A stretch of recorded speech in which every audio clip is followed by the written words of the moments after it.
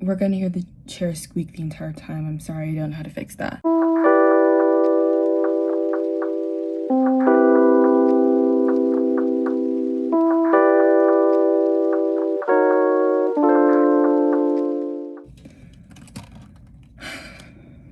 Hello, I'm Jillian Blackwell, and I'm here to talk to you about how I am being tested spiritually. Now, what am I talking about? Recently, and I have it for you, that this is a journey that we're going on together. A couple weeks ago, I finished Fledgling by Octavia Butler. I've only read one of her other books, which is, hold on, Parable of the Sower. I haven't actually broken into this copy, but I will soon be rereading it. It's beautiful. Yes, but Fledgling was a bit different than what I was expecting after reading that. And I will say, I finished Parable of the Sower.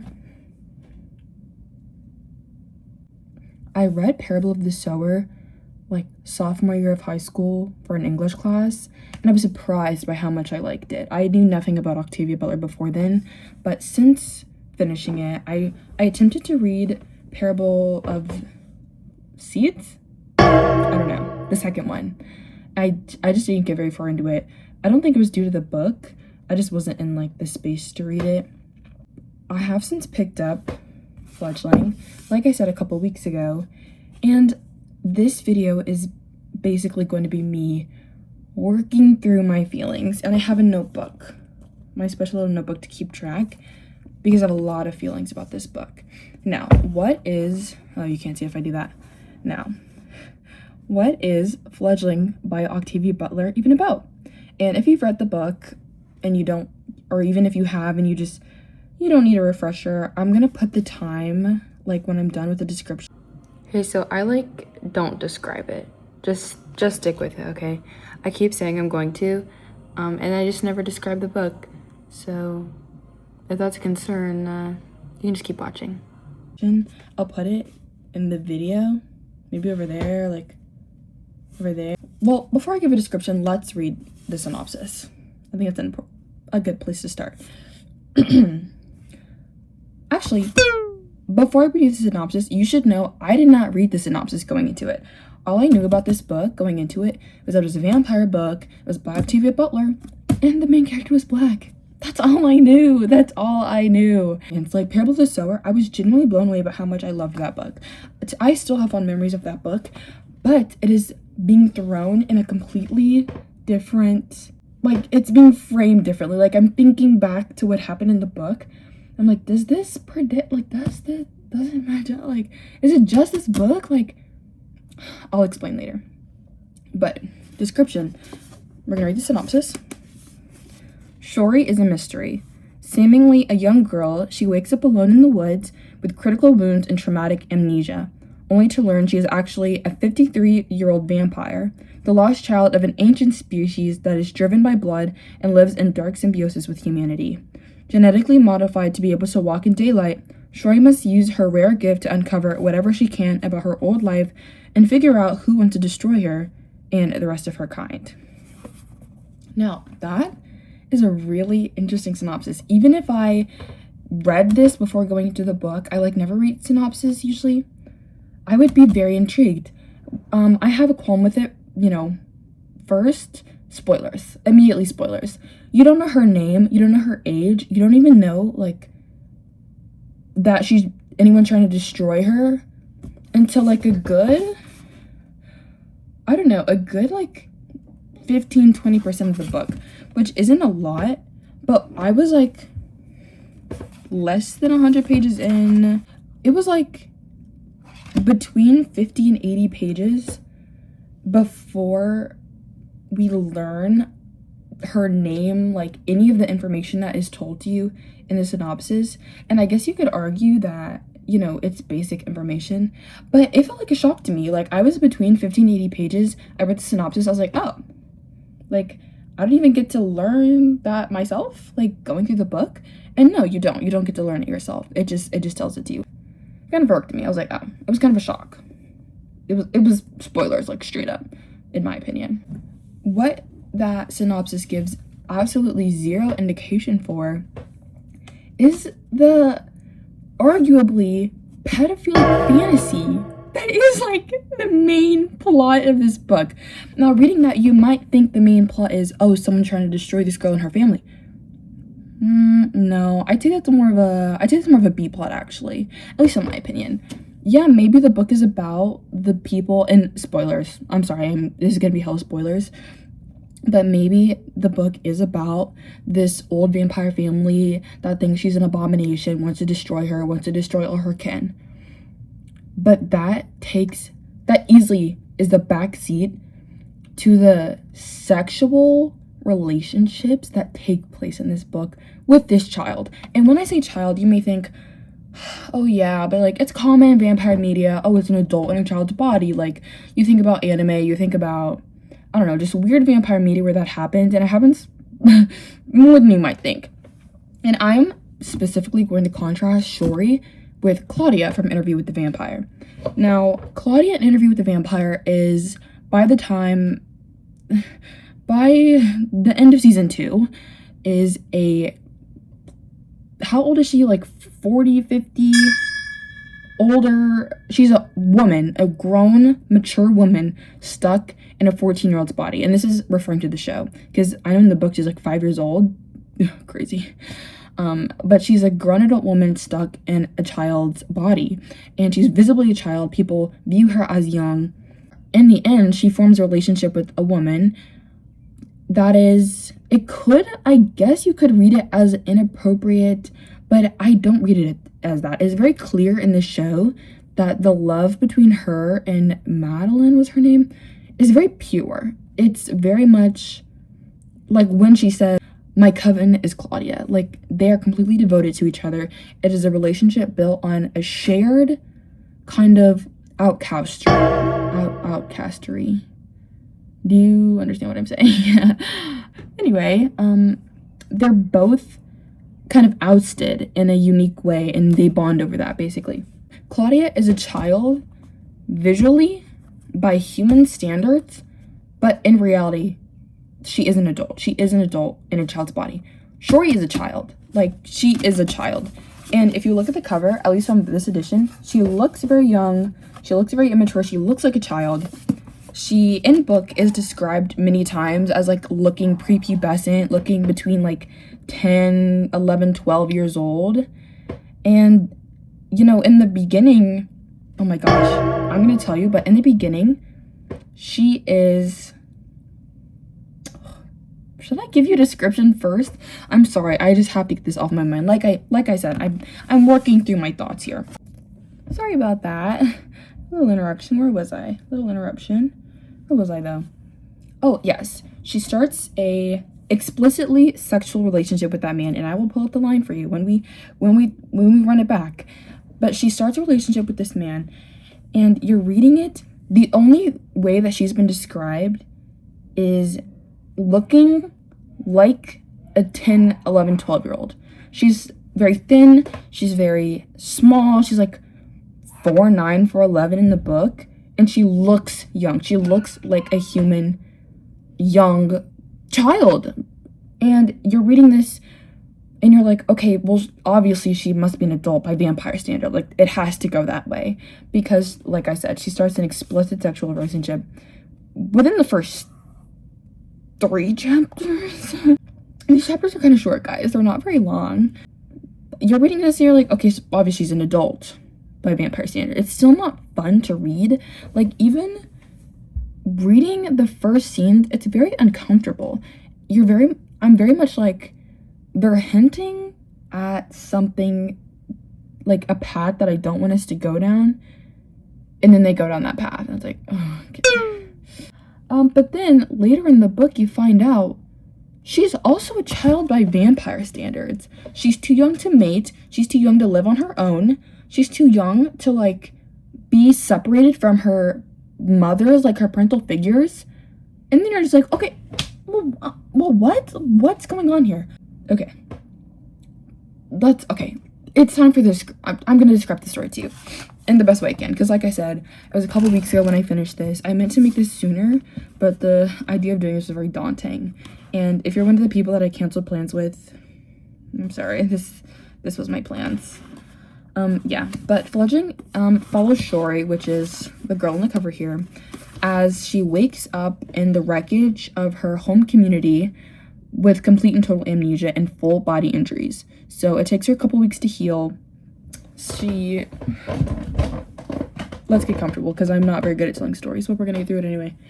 She takes a couple weeks to heal, and after spending several days in the woods, not knowing who she is, what she is, being completely alone, not even having a full grasp on language, like learning what things are, like recalling them in her memory, but she has no like backlog to support that. And I really hope you didn't just see a spit fly out of my mouth. I'm sorry. Not really, like, anyway. She is going to the forest. She hunts down deer, like she's healing for several days, basically.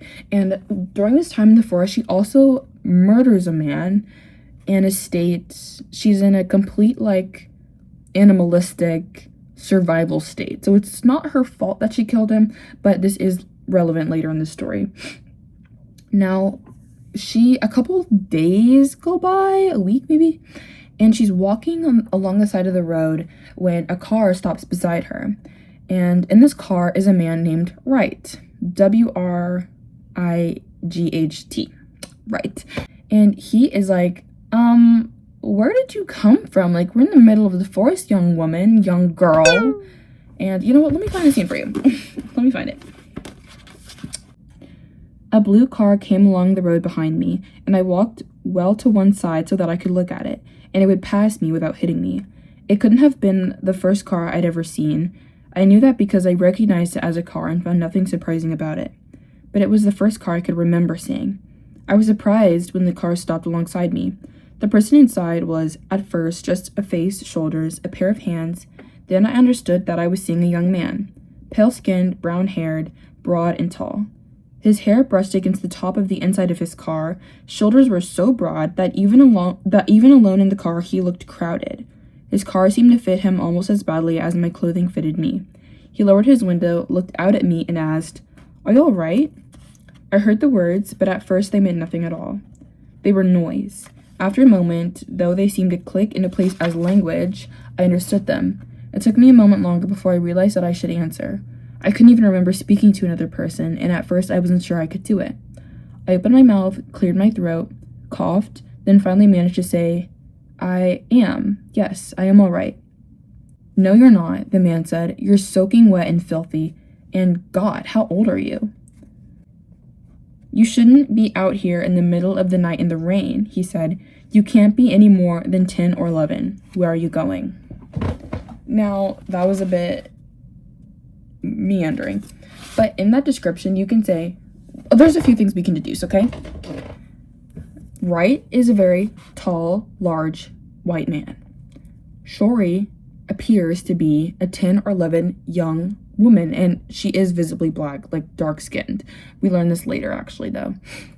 And then third, he is aware of this, right? And it's important that we establish that he's aware of this, because when she gets into the car with him, they pretty much immediately begin not flirting, but the text begins hinting at a sexual relationship between the two, and it is deeply uncomfortable.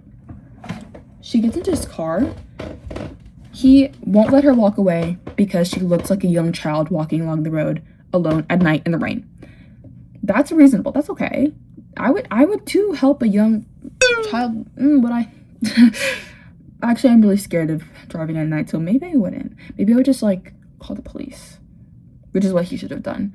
But yeah, he gets her into his car, and she is adamant that she does not want to go to the hospital. So he drives her to his cabin, where he kind of comes to before they get to his cabin, she bites him. They're like talking. She gets in his lap in the car and she bites him. And something unique about the vampires, not because it's not unique, but a feature A feature of the vampires in this book is that their saliva pacifies humans and basically turns them into sex slaves. I promise you, I'm not being dramatic. I'm not being, that's what it does. That's what it does. Their saliva gives them control over humans and makes the humans deeply connected and attracted to them. And we find out later that if the vampire dies, their humans die too. Because the humans are they're reliant. They're reliant on the vampire to they start producing extra blood or something, and there's a hormonal connection, something. It's explained. It doesn't make it good, okay?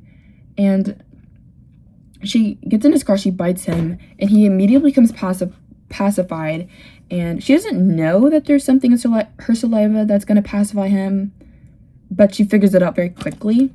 And they get to his cabin, and they're talking, and he kind of is realizing, he's wait, I think this was a vampire. This is weird. Rightfully so. And he's kind of freaked out, and there's a moment of silence after them talking, and there's a really weird line that I'm actually gonna read to you verbatim because it's strange. And this is when my heart sank, and I'm like, this book, I have to finish it because I think I'm gonna hate it. And I am the biggest book not finisher, what is it, DTF? No. DNF. I'm the biggest DNFer of a book ever. If I don't find the book enjoyable within the first 50 pages, I'm probably not gonna finish the book, to be perfectly honest. But I'm gonna redo this line that made me adamant that I had to finish the book so I could get to the bottom of what was happening here.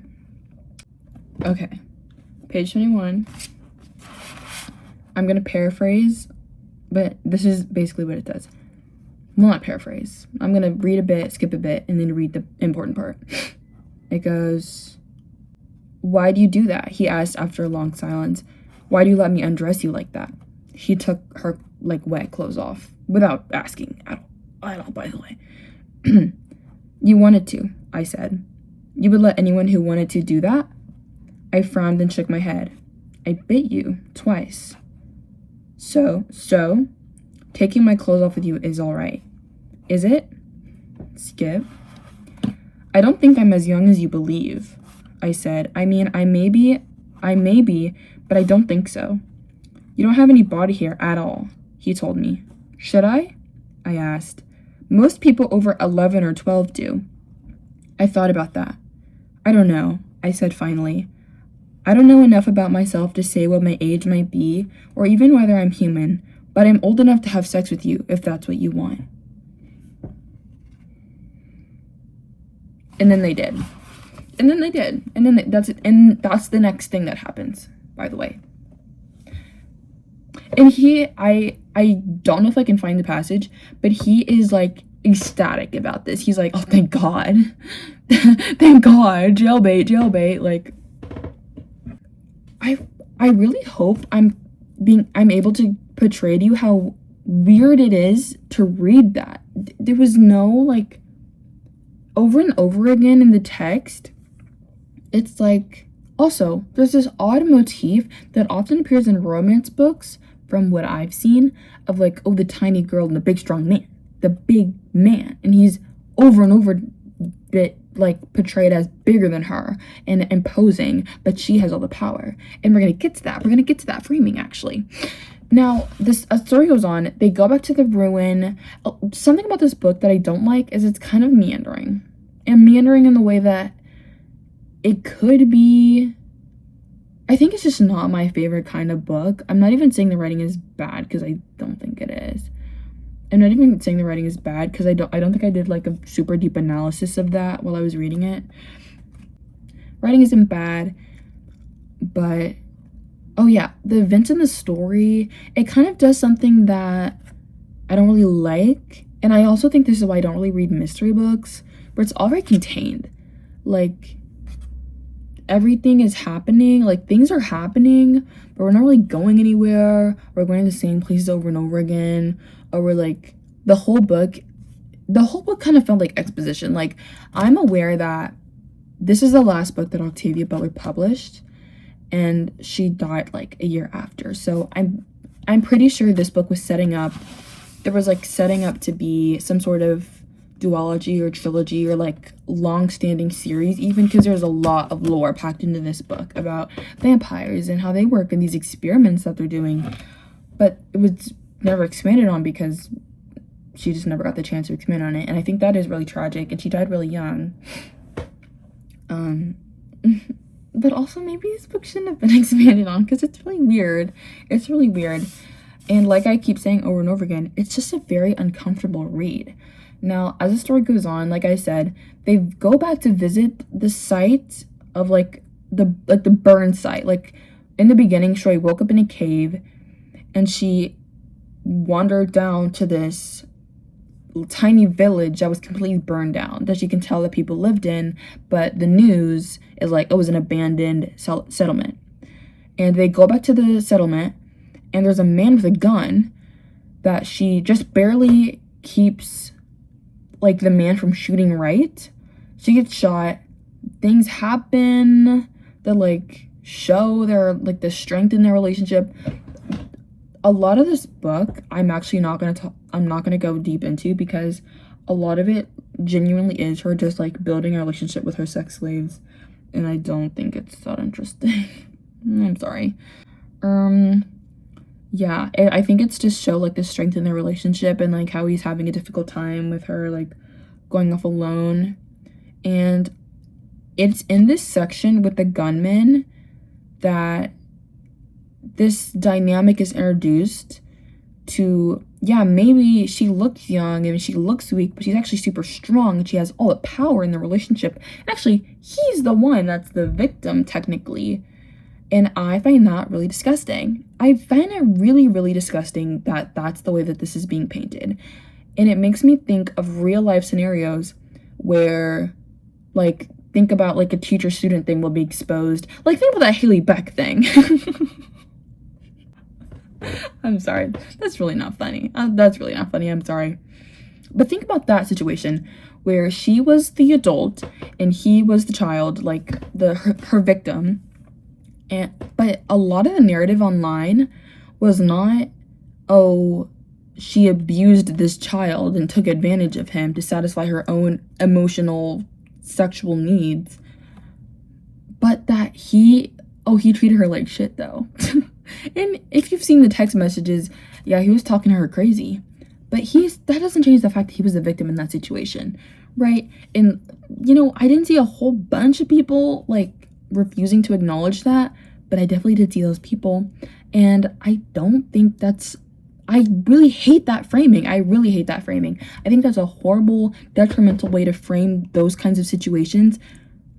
The minor in the situation is never, ever the problem. Let's say an older teacher in a high school is just living their life, going about their business, and then a younger student, let's say 16, 17 years old, starts pursuing them. They're like, oh, like, mentor, I'm sorry, something like that, though. And then at the end of the situation, like, things escalate, and the teacher's like, okay, well, you pursued me, they pursued me, they were relentless in their pursuit of me.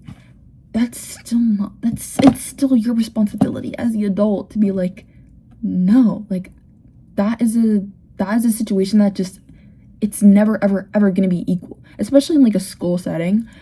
But, like, that, you can't let that happen. Like, that's your responsibility as an adult. That is your responsibility. You cannot push that on the child and be like, well, they pursued me, well, they had power over me, well, they had this over me. No. That's just, and there's no situation where that would ever work, ever. And so it being like that in the book is so disturbing. It's like, what are you talking about?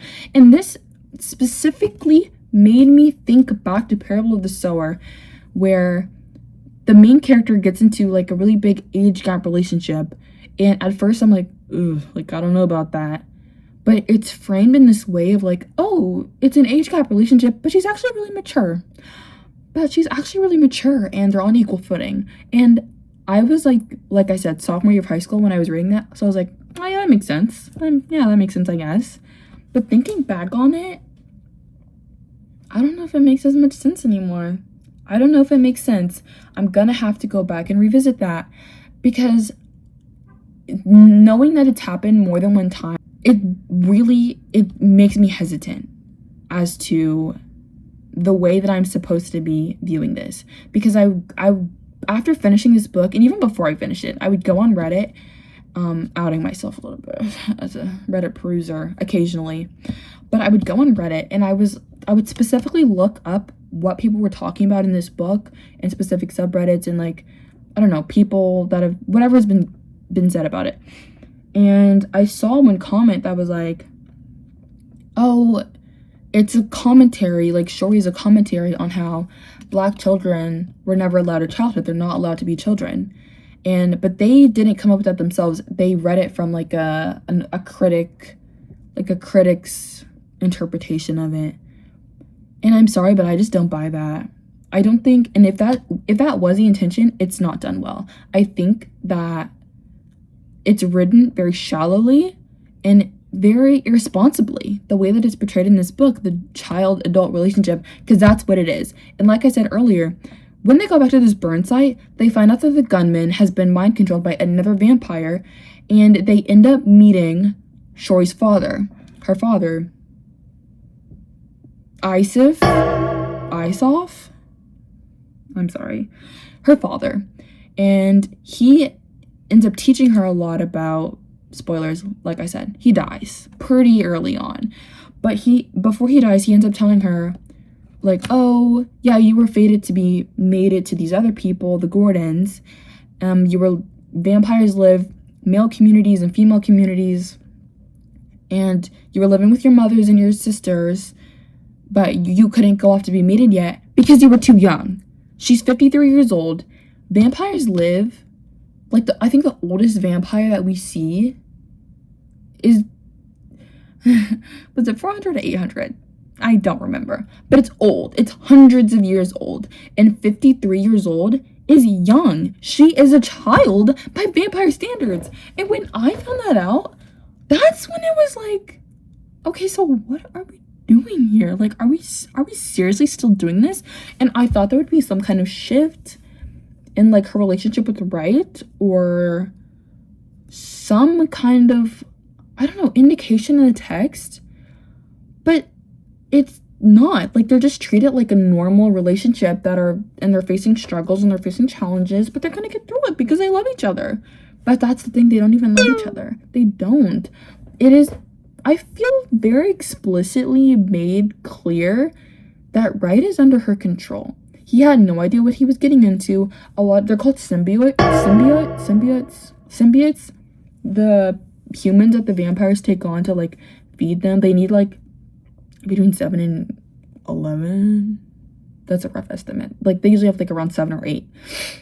And they're called symbiotes, and there's like whole communities of them. They live on compounds. These vampires live on compounds with their symbiotes, and they like have kids or whatever, and they know what they're getting into. Like, a vampire will bite a human, and then before the control like has fully taken over, they're like, hey, so if I bite you again, like, you're gonna have to come live with me on my compound and like be my sex slave and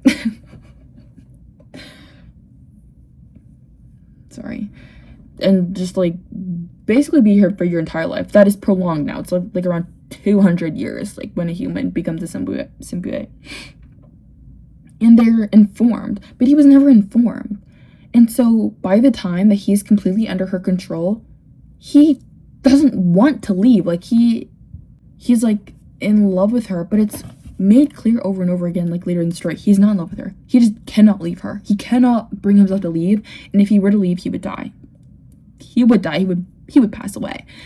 And so it's this really weird dynamic where she has all the power, but if this were a real life scenario, like, that's disgusting. That's a horrible way to frame it. And he's painted entirely sympathetically, even though in the beginning of the story, he is excited that he can have sex with her. He's excited that she looks so young and he's old enough still that he can do with her, and that's never ever addressed. That's never ever addressed. And as the story goes on, like I said, her father dies. I know I'm being vague, I'm sorry. Her father dies, and Shori is like, oh my god, like, someone is literally after me. Like, they killed my mother's, they killed my father and his community. I have to leave. Like, she ends up going to the Gordons, which is the family that she was going to be breed off to. But her father, the only two people that survived the fire that killed her father is two of his symbiotes. So she has to take them on. And this is also a very uncomfortable part of the book. Like I said earlier, the symbiotes are like bonded to their vampires through like a hormonal connection. Like, one of them was her father's and the other one was her brother's, and she has to, the framing is that she has to basically rape them for their own good. Now, please stick with me when I explain this, okay? They find it, like, usually when a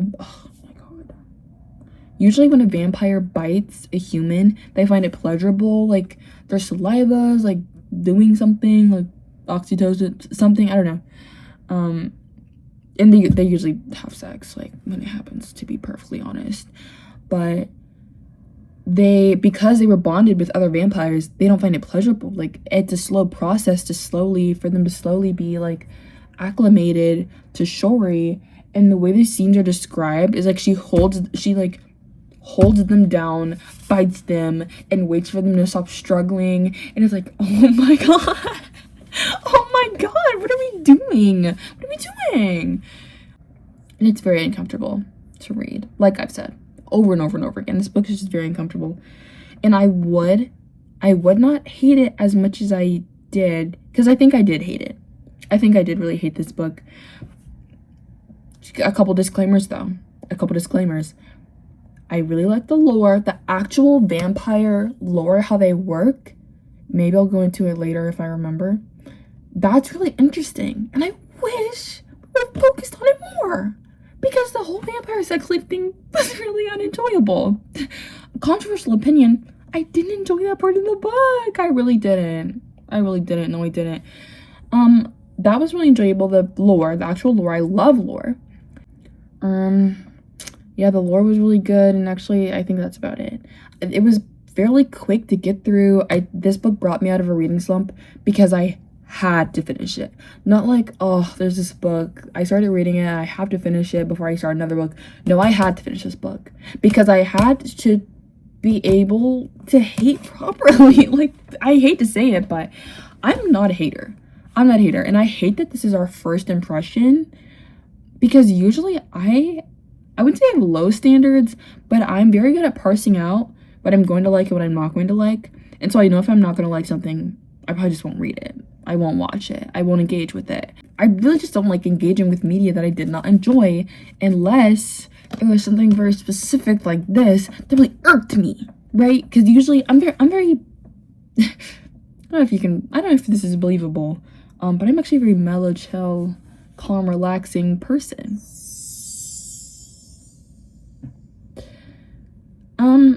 Until I get irked. This book really irked me. It's stuck, which is why I'm making a video about it so many weeks later. I forgot what I was talking about. Oh yes, her dad died. She takes on his two symbiotes, and then they go to, before they go to the Gordons, they go to this other house that they had, and they barely escape that house before it gets burned down. Then they go to the Gordons, and they're living there. Recalling this book, it sounds kind of boring to me, but I think I was just so fueled by, like, not hatred, but like vindication, that I flew through it. And it's like things are happening, but the only thing that's like happening in the book, other than people's houses getting burned down and people dying, is that Shori's like learning all this lore about vampires. And it's just so clearly a setup for a longer series that it's hard to judge it as an individual book story. I do think it's impressive how much is jammed into this book. Like, this is barely, not even 300 pages. And I lied, it's 306 pages. There's so much happens, but also nothing happens. Like, they're just kind of going around. Oh, they're going to this house, oh, it got burned down. Oh, they're going to this house, oh, it got burned down again. Oh, they're going to this house. Oh my gosh, someone tried to burn the house down. Oh my god, who could have predicted that? Anyway, she goes to the Gordons, and this is where we actually get to see like a whole bunch of vampires. Ugh. Maybe I won't fill you in on the story. I'm getting kind of bored, TBH. Let's actually just talk about what irked me. I'm just gonna assume that you've read the book, or that you don't care about the description, because obviously I'm very bad at that. I'm sorry, I think that sounded gross. Maybe that'll improve in the future. I don't know. Also, I just remembered that you can hear the creaking of this chair. I'm sorry. I'll try and be still. I've learned to like just tune it out genuinely. Like, my main points were, I found the framing of the relationships extremely disturbing. I found the lore interesting, but overwhelming in the sense that it kind of took center stage over the story. Like, every single person that Shori talked to was like, oh my gosh, you have so much to learn. Let me teach you something. Let's figure this out together. Let's exposition dump. And it got tired. Like, it got tired near the end. When I finished this book, slammed that bitch shut. Like, I was relieved. I was so happy to be done with it. And I really think that dedication is what pulled me out of the reading slump. Yeah, someone got murdered also. I'm remembering. Okay, I should probably explain you the sex slavery thing that I keep talking about. I've touched on it, but basically there's saliva. Like I said earlier, I'm gonna stop saying that, I'm sorry, because I don't think I'm explaining myself very well. But this vampire saliva controls the humans, basically. And it arouses them, they need it, and if they were to leave, they were gonna die. And the reason it's so disturbing is because of the way that it's framed. Like, we have to understand this. Oh, and I was gonna mention this earlier, but I like books with uncomfortable themes. Except for pedophilia. So maybe this isn't an exception. I like to read about like unique situations, things that we usually wouldn't talk about in mainstream or in real life. I think fiction is a very interesting vehicle for topics that are usually taboo. And what my English teacher in my last year of high school told me, my lit teacher, he was like, you know, the best part about fictional people is that they're not real. So you can talk about them however the fuck you want. Like, if someone in real life, like, was kind of mean to their child, you're probably not going to speak up. And as much as we all would like to say, like, oh, I'd be like, oh, stop that. Like, if they were very clearly being overly mean to their child, like at a grocery store or something, in your head, you're like, I would have to stop that. I would have to be like, oh, stop that. Like, they're just a child. They're a baby. But in reality, you know that their reaction is probably going to be, oh, you're telling me how to parent my kid. You're telling me how to parent my child. And you don't want that confrontation. So you're probably not going to say anything to them. You probably aren't going to want to talk about it, or maybe like talk shit about it with your friend. Unless it's someone that you literally know, then it becomes even harder to talk about. But the good thing about fiction is if a character is being mean to their kid, you can talk about that. You'll be like, they're being hella mean to that kid, and it's not fair and it's not reasonable, and we can explore that and why it's happening and why it's interesting and why it's bad, and have this progression, have this conversation that we wouldn't necessarily have in real life, or we wouldn't feel comfortable having if this situation were happening in real life. The best example I can think of is like the themes and mindsets explored in Joseph Andrew White's You're Not Meant to Be Human is what I think it's called. I have so many problems with that book. but I think it's really interesting that we're writing about and exploring these taboo topics. I love a taboo topic in fiction. Anyway, but that book is it can be hard to read. It explores some very taboo topics, but the framing is what's important here. It's not framed as if those topics are good or acceptable, or that the character necessarily or that certain things and topics and ideologies are being supported. They're just being explored. And it's very different to this book, where it very much feels like this kind of framing is being supported. It feels like, and I am not trying to make any kind of accusations on this dead woman's character, I'm sorry. I genuinely do, to this day, have a lot of respect for Octavia E. Butler. I just am going forward, I'm going to explore more of her publications, because it really does feel like pedophilic ideas and weird kind of the domestic violence culture that we all live in. It feels like all those things are being supported in this book. It feels like genuinely those things are trying to be normalized. And I hate to be a Debbie Downer, negative Nancy, but it really did change the way that I thought about her. And like I said, I still have a lot of respect for this author, but I don't know if that's going to continue to be true as I look through more of her books, because as I was looking on Reddit, it did really seem like the big age gap, that kind of normalization of that sort of relationship. And in real life, I think she had a big age gap with her partner. Take it with a grain of salt. But it really just seems like these themes and the values being represented are just very troubling. And so I guess that's the point of the video. I'm sorry to end it there, but I found it very hard to form an opinion on this book because of how large Octavia Butler is as a figure.